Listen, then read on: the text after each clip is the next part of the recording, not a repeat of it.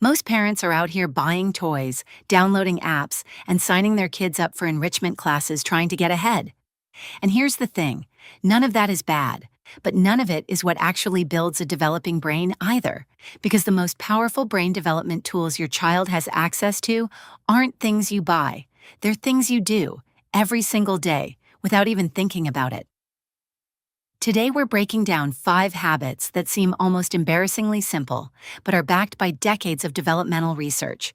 And the best part? You probably already have the raw materials. You just need to use them a little more intentionally. Let's start with habit 1, and it might be the most underrated one on this list.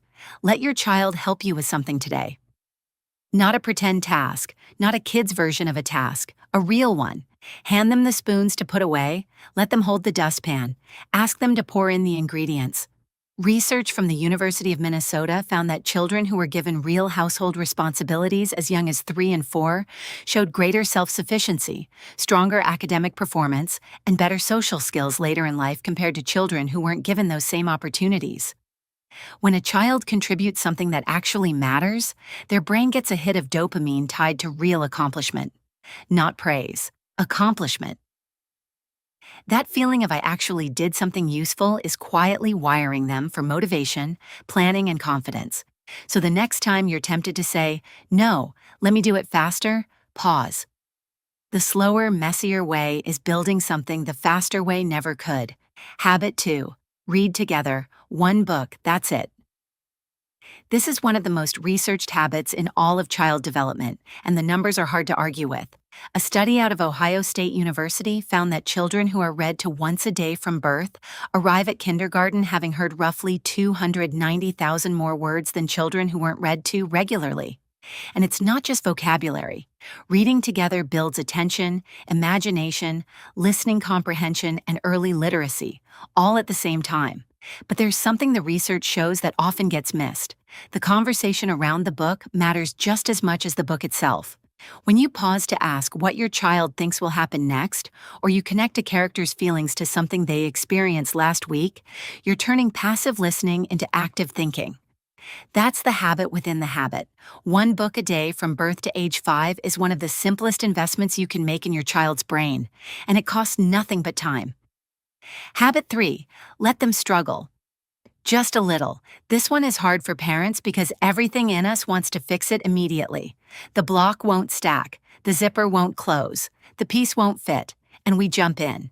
But here's what neuroscience tells us. Those moments of manageable frustration are not obstacles to learning. They are the learning. When a child faces a small challenge and works through it without immediate rescue, the prefrontal cortex, the part of the brain that handles problem solving, self-control, and focus, gets a workout. Researchers at the University of California found that children who were allowed to experience and work through mild frustration without adult intervention showed stronger executive function skills than children who were helped right away. The key word there is manageable. You're not withholding comfort. You're withholding the solution for just long enough to let them try.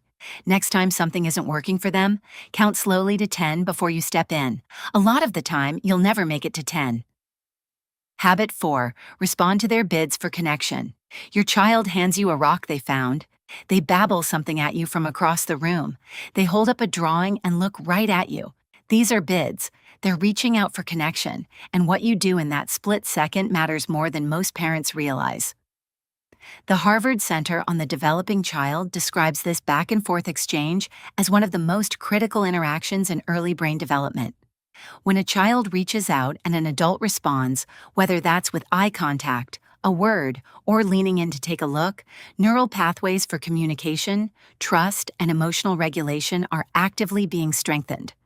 When those bids are consistently ignored, even unintentionally because we're distracted or busy or just tired, those same pathways are weakened.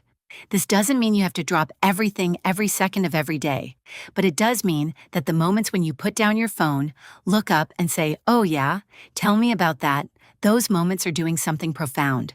They're teaching your child that connection is safe, that their thoughts matter, and that the world is a place worth engaging with. Habit 5, protect sleep like it's your job. Because when it comes to brain development, it basically is. Researchers at the University of Colorado Boulder found that toddlers who had inconsistent or shortened sleep showed measurable differences in memory, attention, and emotional regulation compared to their well-rested peers. Sleep is when the brain consolidates everything it picked up during the day. It strengthens the connections worth keeping and prunes the ones it doesn't need. It moves experiences from short-term memory into long-term storage. A well-rested brain on an ordinary Tuesday is simply more capable of learning, regulating, and engaging than an overtired brain on the best day ever. Same bedtime, same general wind-down rhythm, bath, stories, quiet. Whatever sequence works for your family, keep it consistent. Even when life gets messy, especially when life gets messy. So here's the recap. 5 habits. Real impact. Let them help with something meaningful. Read one book together every day. Allow small struggles without rushing in. Respond to their bids for connection. And protect sleep above almost everything else. None of these require money. None of them require a perfect day or a perfectly patient parent. They just require showing up in the small moments with a little more intention. And if you're already doing some of these, good. You're building something more powerful than you probably realize.